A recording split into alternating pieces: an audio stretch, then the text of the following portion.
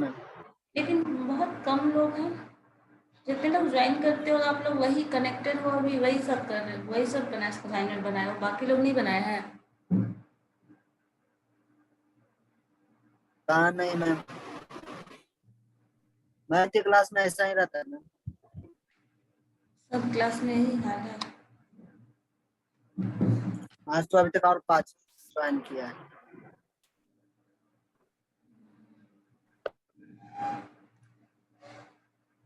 बाकी क्लासेस में भी आज बहुत कम लोग ज्वाइन कर रहे हैं, क्यों?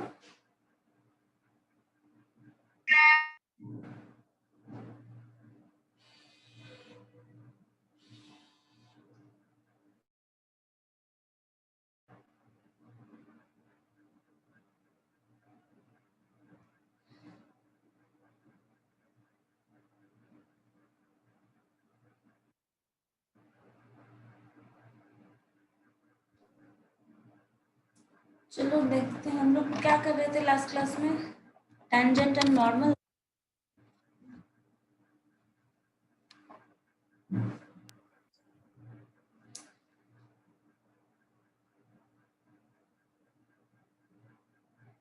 जो जो इलिप्स वाला था मैम, जो नहीं आगे पे टक गया था,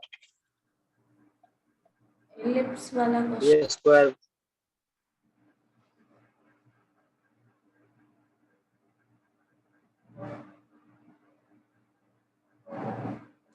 नॉर्मल टेंजेंट जो है डिफरेंशिएशन के फॉर्म में कुछ पर्टिकुलर कर्व का क्या टेंजेंट होगा, क्या नॉर्मल होगा, वो सब equation of normal, equation of tangent किसी भी कर्व के लिए, जिसमें हम लोगों ने कुछ कर्व देखा था पैराबोला से रिलेटेड और इलिप्स से रिलेटेड, रिव्यू कर दीजिएगा मैम। सर्किल का था, वो भी बताना है।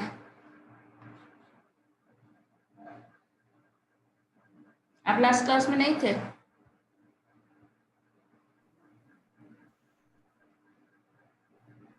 कर दीजिए मैम, पिछले क्लास नहीं कर पा रहे हैं कभी कभी। चलो ठीक है, देखते हैं कुछ।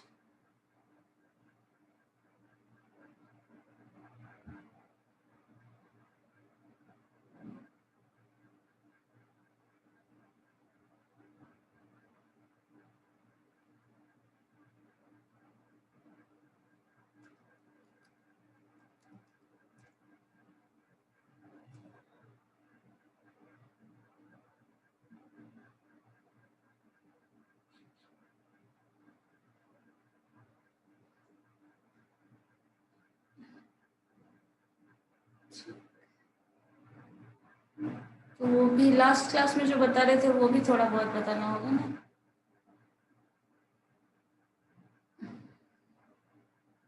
चलो ठीक है, एक बार देख लेते हैं क्या।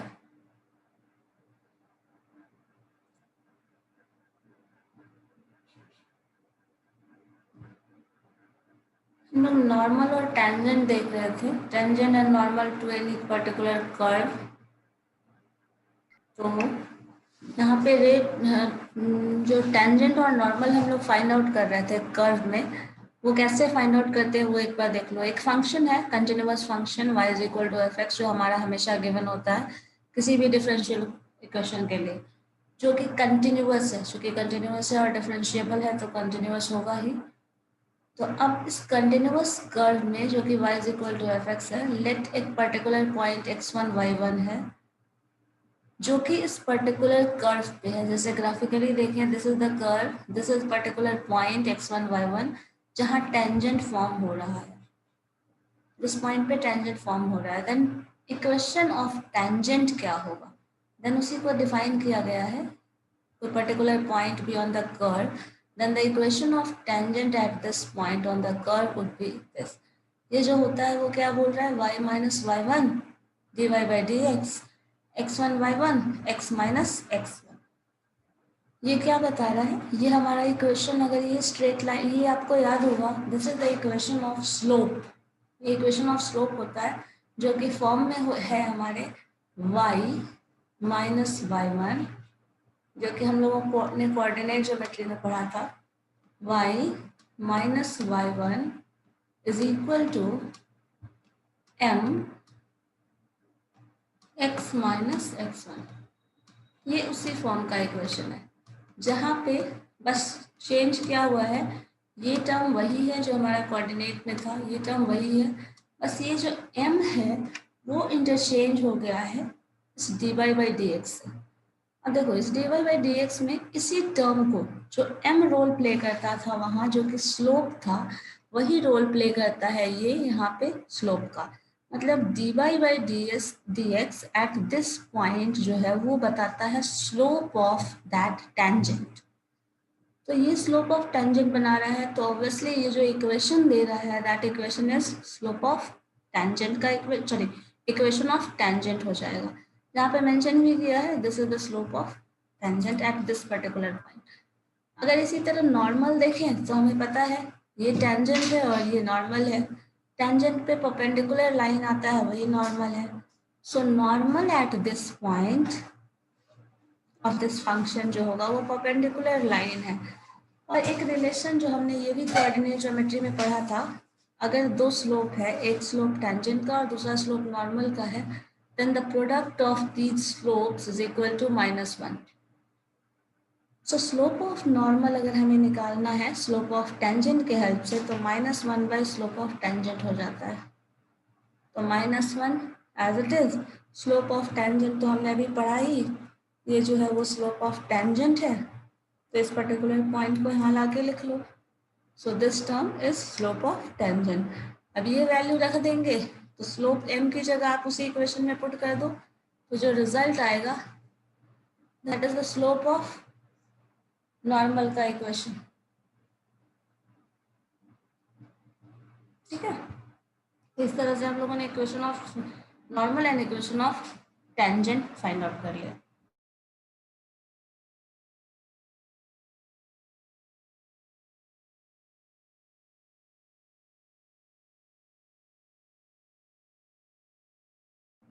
ठीक है, इस तरह से हम लोगों ने स्लोप ऑफ इक्वेशन मतलब स्लोप ऑफ नॉर्मल और स्लोप ऑफ टेंजेंट मिल गया, स्लोप ऑफ नॉर्मल और टेंजेंट मिल गया, तो equation of tangent and equation of normal मिल गया।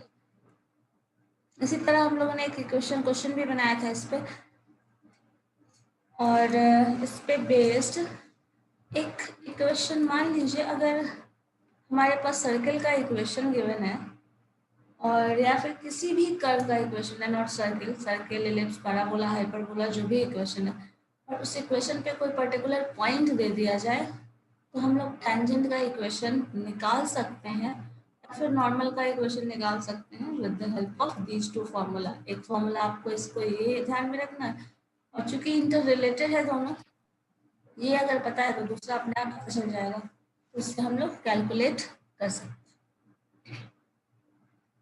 तो इतना हम लोगों ने शायद प्रीवियस क्लास में किया था,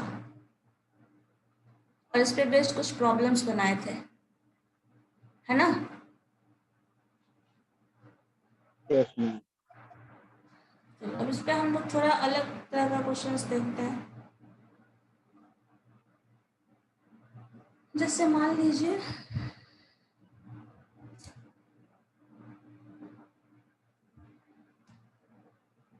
एक क्वेश्चन है,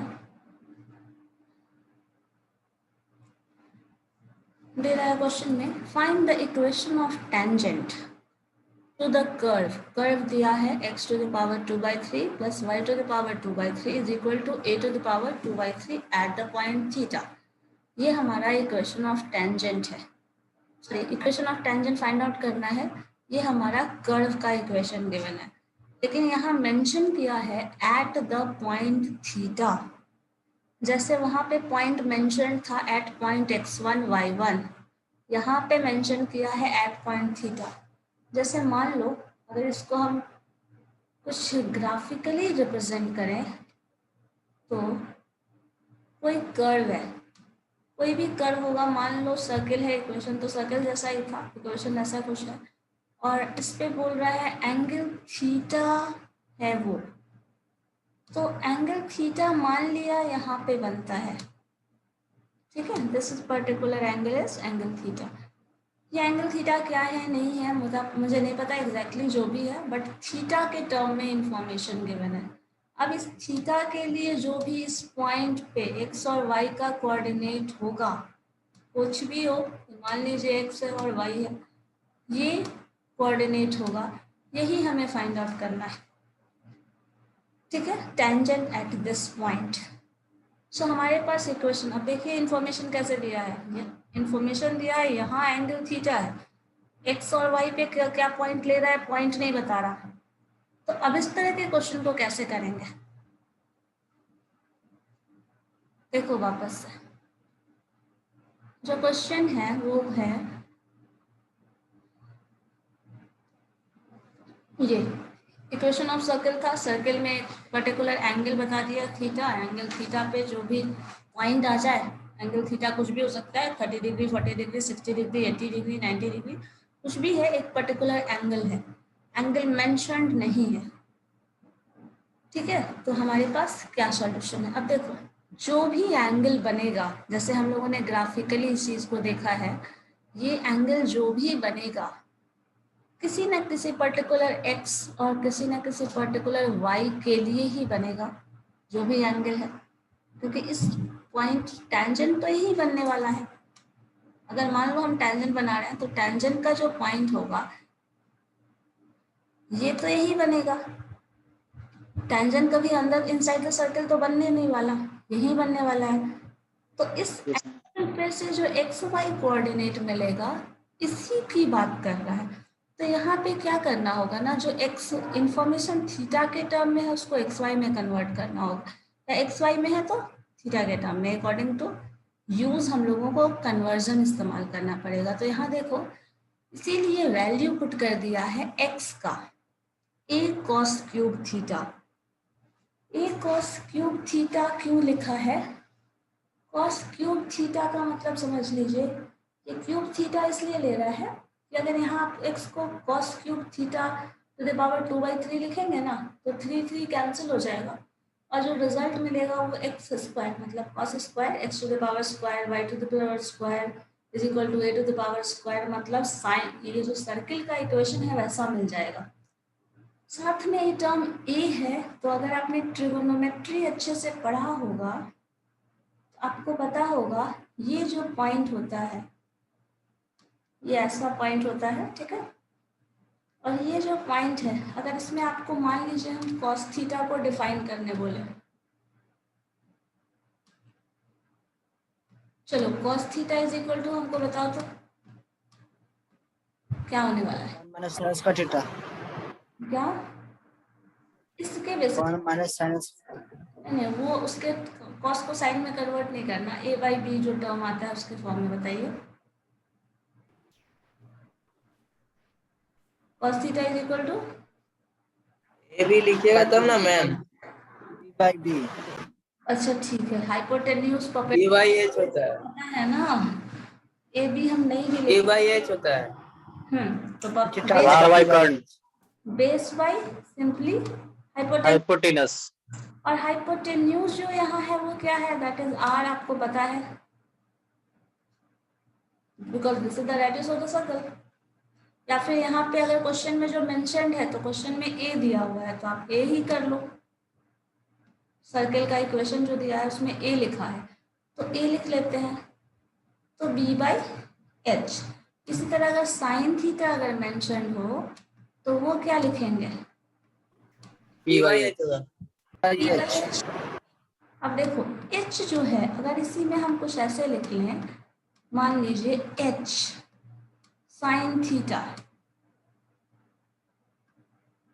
इज इक्वल टू p लिख सकते हैं, yes ma'am, यस मैम, अगर यहाँ चाहें तो हम लिख सकते हैं h cos theta is equal to V, sorry y नहीं b, ठीक है। V, अब ध्यान से ये देखिएगा, ये पॉइंट और ये पॉइंट नोट रखिएगा, h क्या है, h की जगह a रिप्लेस्ड है, तो क्वेश्चन देखो वापस से जाके, क्वेश्चन में लिखा है a term x is equal to a cos cube theta, y is equal to a sin cube theta, जो r आपने जो और h लिखा है वो a रोल प्ले कर रहा है, मतलब x का वैल्यू अब क्या हो गया a cos cube theta. cos cube theta क्यों लिखा, ये पावर सर्कल का इक्वेशन के फॉर्म में कन्वर्ट हो जाए इसलिए, और ए टर्म क्यों आया? क्योंकि हाइपोटेन्यूज या रेडियस ऑफ द सर्कल हमारा A. ए है, इसलिए। तो ये वैल्यू आपको according to use, according to necessity इस्तेमाल करना पड़ेगा, ये जो वैल्यू आप रखेंगे, ठीक है। और आपको देखना होगा कौन सा इक्वेशन है जो रिड्यूस फॉर्म में मिल जाएगा तो हमको आंसर आ जाएगा, तो ये वैल्यू उसके हिसाब से रख लिया, ठीक है। अब देखो वैल्यू ऑफ एक्स वाई रख लिया, एंगल थीटा है तो ये जो एक्स और वाई है वो वही उस पॉइंट पे एंगल देगा। अब देखो ये जो एक्स टर्म निकाल रहे हैं हम, इसको हम डिफ्रेंशिएट कर सकते हैं, तो क्या with d y by d x directly यहाँ आ सकता है? वाई को एक्स के रिस्पेक्ट में डिफ्रेंशिएट कर लूँ, नहीं कर सकते ना। तो यहाँ क्या किया जा रहा है, इस फंक्शन को डी वाई को डी थीटा के टर्म में डिफ्रेंशिएट कर लेंगे, एक्स को थीटा के टर्म में डिफ्रेंशिएट कर लेंगे, फिर दोनों का रेशियो निकाल लेंगे, तो वो d y by d x मिल जाएगा। सोचकर बताइए,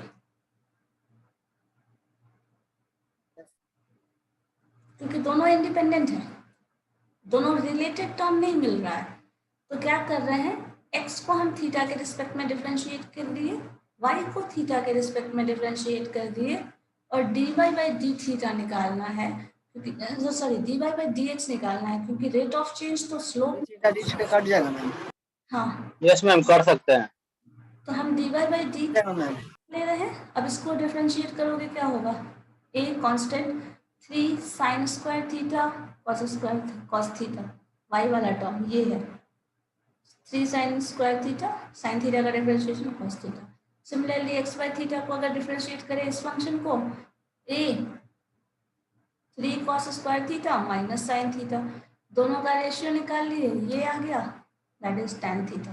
तो ये tan थीटा जो निकला है वो क्या है, dy by d x at this dy by dx. Point. हाँ अब इक्वेशन में वैल्यू पुट करो, y minus y one is equal to d y by d x into x minus x one. So x one और x two जो point आप ले रहे थे ये वही पॉइंट है। वाई वन का वैल्यू यहाँ देखिए ए साइन क्यूब थीटा घटा दिया, माइनस tan थीटा स्लोप है हमारा, x minus a cos cube theta x one है, x वन। अब इसको देखो tan को क्या किया है, ब्रेक कर लिया, साइन और cos, tan by cos theta में हाँ उसके बाद ब्रेक कर लिए, क्रॉस मल्टीप्लीकेशन करके सिंप्लीफाई कर दिए। देखो क्रॉस मल्टीप्लीकेशन करोगे आपके पास y cos theta a sine cube theta cos theta x sine theta minus x sine theta plus minus minus plus a sine theta cos cube theta, और ये term आ गया। अब इसमें से क्या किया है, इस टर्म को और इस टर्म को एक साथ कर लिया, क्योंकि एक्स और वाई का टर्म में रिप्रेजेंट करना है ना।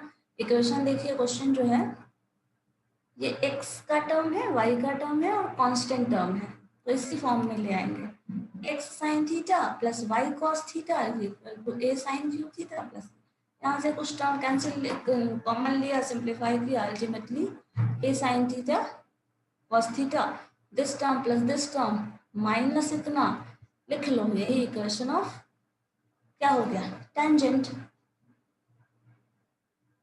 ठीक है,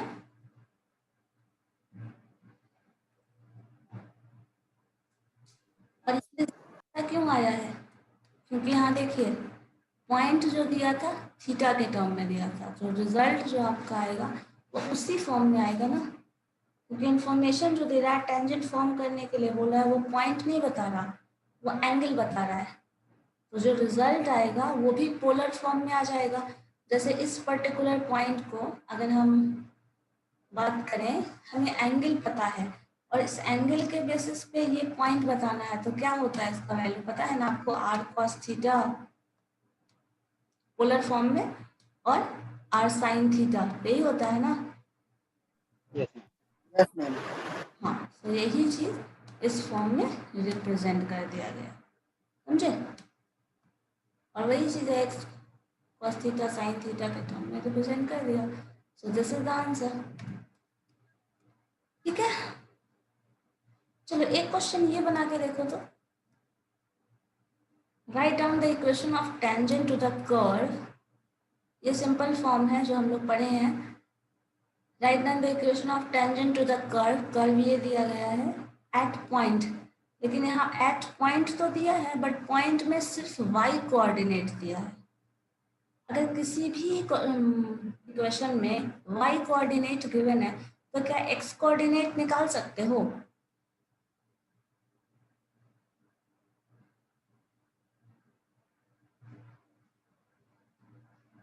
निकालने एक्स कोऑर्डिनेट 0 हो जाएगा मैम।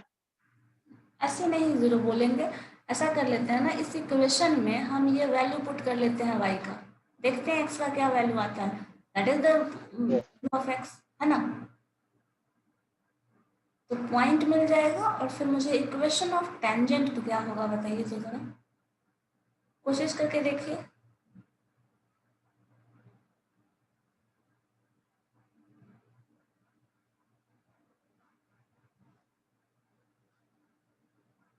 सब लोग कोशिश करिए।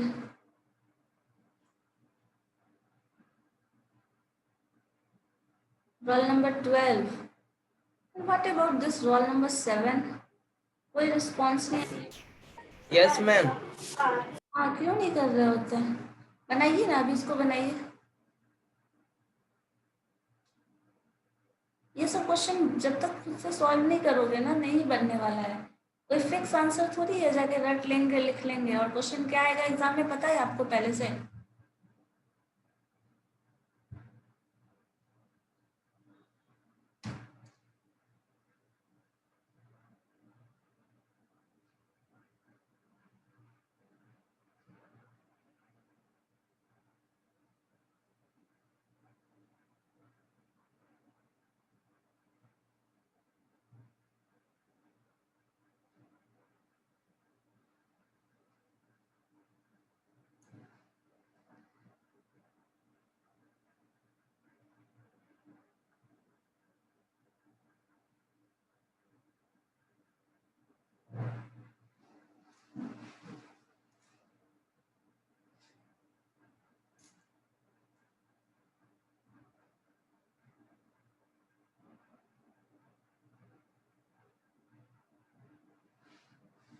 दो तीन मिनट का टाइम देना, देखिए करके सॉल्व होता है नहीं।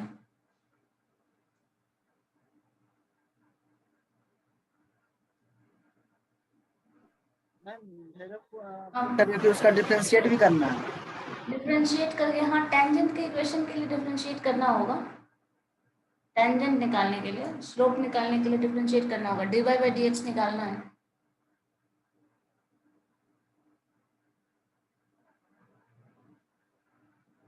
लेकिन पहले पॉइंट निकाल लेना है x क्या आ रहा है, x निकालने के बाद वो करना है। डिफरेंशिएट करके dy बाई dx निकालना है, फिर इक्वेशन के फॉर्म में वैल्यूज पुट करना है तो रिजल्ट आ जाएगा। सिर्फ एक स्टेप बढ़ा है एक पॉइंट देने की वजह से।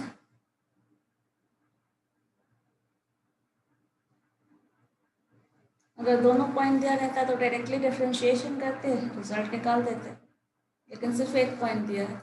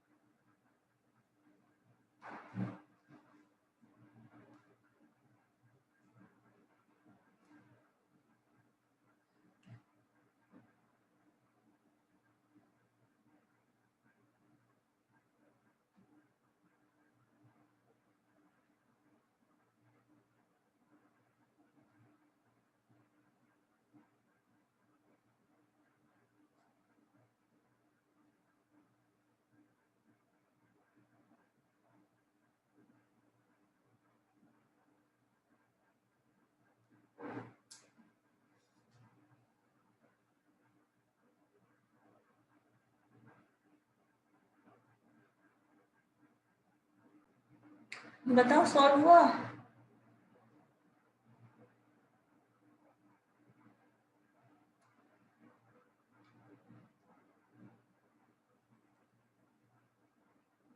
नीतीश बन रहा है आपसे?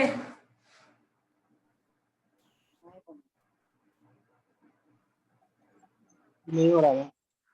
नहीं। अनुज? नो मैम, नहीं हो रहा है। नहीं, इतना मुश्किल है? चलो देखते हैं। पॉइंट है हमारा y is equal to a by 4। तो पहला कंडीशन, इसी इक्वेशन पे पुट कर लीजिए वैल्यू ऑफ y का वैल्यू पुट करेंगे, जो x का वैल्यू निकल गया that is the value of x। सो हमें पॉइंट मिल गया जहां टेंजेंट फॉर्म हो रहा है, जैसे ये a by root three and a by root three for x and y है a बाई 4। ये हमारा पॉइंट एट जो भी टेंजेंट फॉर्म होने का पॉइंट मिल गया। अब इतना पॉइंट मतलब ये जनरली हम लोगों को दिया रहता था क्वेश्चन में कि ये पॉइंट पे आप टेंजेंट निकालो। यहाँ हम लोगों ने ये पॉइंट भी निकाला, अब टेंजेंट निकालना है। चलो टेंजेंट निकालने के लिए पहला स्टेप होता है dy by d x calculate करना। सो पहले dy by d x differentiation. So यहाँ डिफरेंशिएट करोगे, देखो यहाँ u इंटू वी का टर्म आ रहा है, y इज u और ये v। So u into v के टर्म में डिफरेंशिएट करो। So fix y, differentiate this term plus दूसरा टर्म क्या है, इस टर्म को फिक्स कर लीजिए, y का differentiation dy by d x is equal to a times 2x। a is a constant और 2x स्क्वायर का डिफरेंशिएशन 2x। अब इसी तरह dy बाई डी एक्स ही निकालना था, तो dy बाई डी एक्स हमारा ये टर्म है, तो बाकी के सारे टर्म्स को इधर ले आते हैं। तो 2ax यहाँ हमारा पहले से था, माइनस 2xy हो गया। ये टर्म इस टर्म से एसोसिएटेड है, तो डिनोमिनेटर में डिवीजन में चला जाएगा। तो dy by d x is एक बार ऊपर से फिर से दिखाई दे इक्वेशन। क्या इक्वेशन? x जो x का वैल्यू, हाँ देखो, a बाई 4, y का वैल्यू रख दिए a by 4, x square plus a square as it is, a as it is, x square हमारा जो है वो ऐसे रहने दिया। अब इसमें 4 क्रॉस मल्टीप्लीकेशन करो, 4a square x square plus a square is equal to 4 x square. इधर लेके आ जाओ 3x square, so a square is equal to 3x square. तो x square square square remove कर दो, a is equal to root 3x। So x is equal to a by root 3, है ना? आ जाएगा, है ना? चलिए, x is equal to a, तो मैम यहाँ पे a बाई फिर रूट 3 कैसे आ गया? x का वैल्यू निकालना है ना आपको, Yes, ma'am. तो 3x square is equal to a square है, तो स्क्वायर स्क्वायर रिमूव करोगे, तो यहाँ स्क्वायर रिमूव करोगे, ये भी रिमूव करोगे, रूट 3 आ जाएगा। Root 3 x is equal to a, तो एक्स इज इक्वल टू क्या, a बाई रूट 3 नहीं होगा? करके देखिए कैलकुलेशन कॉपी पेज पे। तो स्क्वायर हटेगा तो रूट आएगा नीतीश? समझिए मैम। स्क्वायर स्क्वायर यहीं पे कैंसिल हो रहा है, रूट 3 का स्क्वायर 3 हो गया। इसको u बाई वी पे कर सकते हो, u इंटू वी दोनों कर सकते थे यहाँ पे। अब ये point dy by d x आ गया, u इंटू वी पे ब्रेक कर लिया, dy बाई डी एक्स ही निकालना है हमें, तो ये टर्म आ गया। अब देखो यहाँ पे ये जब कैलकुलेट कर लेते हैं तो इस पॉइंट पे निकालते हैं। हमारा क्या काम होता है, dy बाई डी एक्स निकालने के बाद इस पॉइंट को इस x और y के वैल्यू की जगह रख दीजिए। तो x का वैल्यू क्या है, a बाई रूट 3 यहाँ रख दिया, y का वैल्यू क्या है, a बाई 4 यहाँ रख दिया। तो 2 into a by 3, a times a minus a by 4 divided by a square by 3 plus a square. x का वैल्यू a है हमारा, a बाई रूट 3, तो a का स्क्वायर a और रूट 3 का square 3 plus a square, term आ गया। अब इसी में जो कैंसिल हो रहा है कैंसिल करो, जो बचा सॉल्व करो। तो यहाँ देखेंगे 2a by root 3 as it is, ये यहाँ देखो 4a माइनस a, तो 3a बाई 4, यहाँ आ जाओ डिनोमिनेटर में सॉल्व कर लो और उल्टा कर देना मल्टीप्लाई करके, तो 3a square plus a square, तो 4a square divided by 3, inverse लेंगे तो 3 बाई 4a स्क्वायर, आपस में कैंसिल। अब देखो यहाँ 2a यहाँ पे 2 है, यहाँ 3 है, 4 है, तो 2 से 2 कैंसिल आप कर सकते हैं, 4 2 टाइम्स में, 3 है, √3 है, तो एक 3√3 आ जाएगा ऊपर, ए यहाँ भी है, ए यहाँ भी है, ए स्क्वायर है यहाँ कैंसिल, तो 3√3/8 आ रहा है। ये क्या आया है? dy/dx at this particular point, है ना। क्या किया हमने? dy/dx जो निकाले थे इक्वेशन में, उसमें ए, एक्स और वाई का वैल्यू रख दिए, तो जो रिजल्ट आ रहा है वो रिजल्ट स्लोप आ रहा है।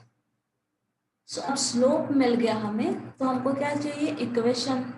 इक्वेशन कैसे निकालते हैं? y - y1 into slope is equal to slope into x - x1। तो देखो y - y1 की जगह क्या है? a/4 is equal to slope क्या है? 3√3/8। x - x1 की जगह क्या है? a/√3। so this is equal to, अब इसी में इक्वेट करो, 4y - a, यहाँ पे भी आपका टर्म मल्टीप्लाई होगा, इधर क्रॉस मल्टीप्लिकेशन में इसको भेज सकते हैं, तो 8y, इसको करके देखिए एक बार क्या आता है। √3x - a यहाँ आएगा, √3,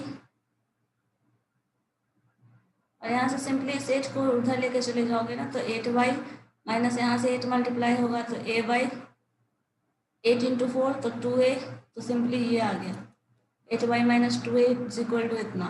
अब इसी को सिंप्लीफाई कर लो, हम लोगों को निकालना क्या है? इक्वेशन के टर्म में, तो x और y को अरेंज कर लेंगे, इतना x इंटू इतना y, सो x का टर्म, आपको x का टर्म तो खैर यहीं से क्लियर है, 3 इंटू √3x, y का टर्म 8y क्लियर है, तो √3 माइनस 8y, ये टर्म तो आ गया। कांस्टेंट को देख लीजिए बस इधर लाके, क्या आ रहा है? 3√3 ये √3 कैंसिल हो जाएगा, -3a, और यहाँ पे -2a, तो इधर आ जाएगा, तो प्लस में हो जाएगा कन्वर्ट होके, तो जो भी है 3a और ये 2a, एक पॉजिटिव बचा रह जाता है, तो √3 - 8y is equal to a। यही रिजल्ट है हमारा, ठीक है। इसमें प्रॉब्लम कहाँ हो रहा था, मुझे ये बताइए तो। इस क्वेश्चन को खुद से सॉल्व कर रहे थे तो प्रॉब्लम क्या हो रहा था, कहाँ प्रॉब्लम हो रहा था? डिफरेंशिएशन में? नो मैम, फर्स्ट नहीं प्रॉब्लम होगा, इक्वेशन निकालने में, ये भी, ये dy/dx निकालने में, ये वैल्यू निकालने में, वैल्यू में एक्स का वैल्यू निकालने में। खैर वैल्यू में तो कुछ नहीं करना, इक्वेशन सेटिस्फाई करा दो। अगर x का वैल्यू दिया रहता तो हम x का वैल्यू पुट कर लेते, y का निकाल लेते, y का गिवन है तो x का निकाल रहे हैं। ये u इंटू वी है, u इंटू वी, या फिर इधर लाके आप u/v के टर्म में भी कर सकते थे, लेकिन अल्टीमेटली dy/dx निकालना है। यहाँ वैल्यू 2 बार पुट किए हैं, कहाँ दो एक बार तो बार? At the point divide dx की जगह आते हैं हाँ, a/√3 तो कॉमा a/4। ये हम टेंजेंट का पॉइंट निकाल रहे हैं। जब पहली बार वैल्यू रखा ना, ये वैल्यू, तो टेंजेंट निकाल रहे हैं, किस पॉइंट पे टेंजेंट, मतलब सॉरी, ये निकाल रहे हैं टेंजेंट किस पॉइंट पे बनेगा, मतलब स्लोप निकाल रहे हैं। और स्लोप के बाद जब इक्वेशन निकालते हैं, हम लोगों ने इधर पढ़ा था ना, व्हाइट बोर्ड पे देखा था ना, इक्वेशन जो आता है हमारा वो क्या होता है? y - y0 या फिर y1 जो भी, this is equal to slope into x - x1 लिखते हैं ना। तो यहाँ x1 x0 जो होता है, ये जो वैल्यू होता है, ये वैल्यू और ये वैल्यू क्या होता है? वो पॉइंट होता है जहाँ पे आप निकाल रहे हैं इक्वेशन। तो पहली बार जो हम लोगों ने वैल्यू पुट किया, वो बता रहा है कि टेंजेंट कहाँ फॉर्म करेगा, मतलब टेंजेंट का पॉइंट, स्लोप, उस पॉइंट पे स्लोप बता रहा है, ये वाला, ये जो आया स्लोप बता रहा है। और स्लोप निकालने के बाद जब हम इस इक्वेशन में पुट कर रहे हैं, जो भी मैंने उधर लिखा y - y1 is equal to slope m x - x1, तो ये इक्वेशन ऑफ टेंजेंट है। इस इक्वेशन में जब वैल्यू पुट कर रहे हैं तो इक्वेशन सिंप्लीफाइड फॉर्म में मिलेगा, और यहाँ करेंगे तो ये टेंजेंट का स्लोप मिलेगा। इसलिए 2 बार लिखा है। ठीक है,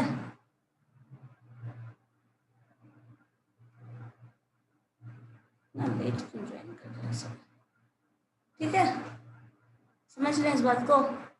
पहली बार पॉइंट रखेंगे तो स्लोप मिल रहा है, dy by dx मिल रहा है, divide by dx eight this point. जैसे इसको यहां से भी समझ सकते हो, ये जो निकाला था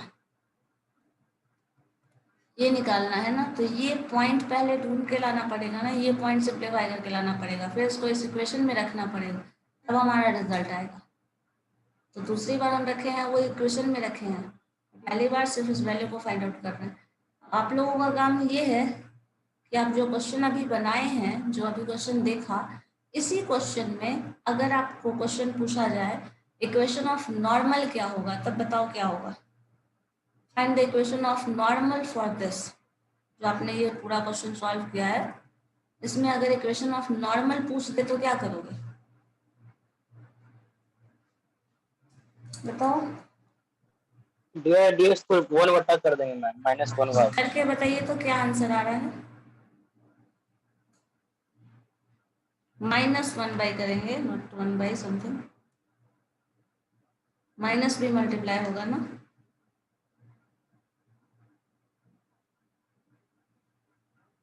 करके देखिए तो क्या आ रहा है, आप भी करके देखो, बाकी लोग भी करके देखो क्या रिजल्ट आ रहा है। मैम थोड़ा सा स्क्रॉल नीचे कीजिएगा।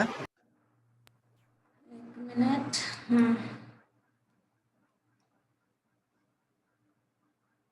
x minus √3। मैम यार समझ ही नहीं आ रहा है हमको। क्या नहीं समझ आया बताओ, नगे तब ना पता चलेगा क्या समझ नहीं आया।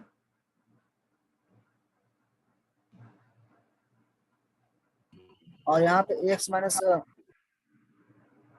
हाँ, ax माइनस क्या,